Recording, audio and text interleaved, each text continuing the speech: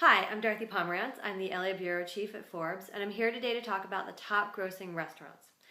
The number one restaurant on our list is a restaurant called Bob Chin's Crab House. This is a restaurant that is actually 30 miles outside of Chicago, so it's not like a big city restaurant or the kind of fancy place you would normally think of when you're looking at the restaurants that have brought in the most money.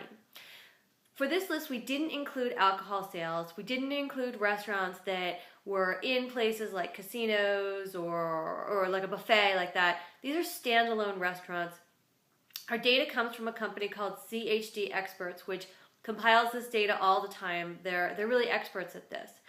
So why does Bob Chin's Crab House rank at the top of our list? It seemed like a strange choice when we first saw the list. Bob Chin's is this really crazy Illinois institution. It's a giant restaurant. It seats 650 people. They manage people so well. They just get them in and out and moving. You know, you could get a ticket that says there's 20 people in front of you and you're still going to sit in like 15 minutes. And because the food is seafood, which can be expensive, they have a very high ticket price. Ranking second on our list is a restaurant called Grill on Main, which is in Edgartown, Massachusetts on Martha's Vineyard. This place is a Martha's Vineyard standby. It's the kind of place lots of people go. It's fancy, it's lovely, they bring in a lot of money.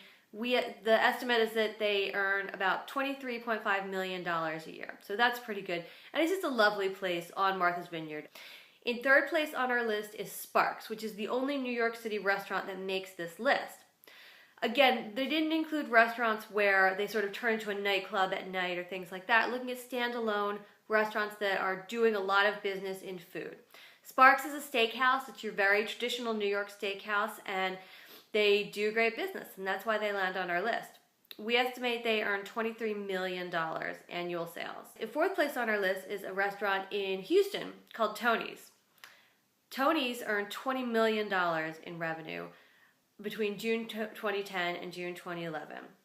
Tony's is not only known for its great food, it's also known for its really fancy wine list. So there's a bottle of really old Madeira on that wine list that sells for over $1,000.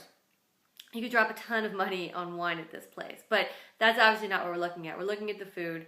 Again, it's a fancy place. Houston brings in a lot of customers, lots of business people, and that's how it lands on our list. Finally, in fifth place is the Athenian Inn in Seattle. This is a small restaurant in the Pike Place market, but it's very popular with tourists. So it's the kind of place where, you go to the Pike Place market and then you want to get some fresh seafood. Seafood, again, it's sort of a theme on this list. That's where you go. Even though it closes at 8:30 at night, it still does enough business during the day that it made our list. It's a fun kind of place to hang out.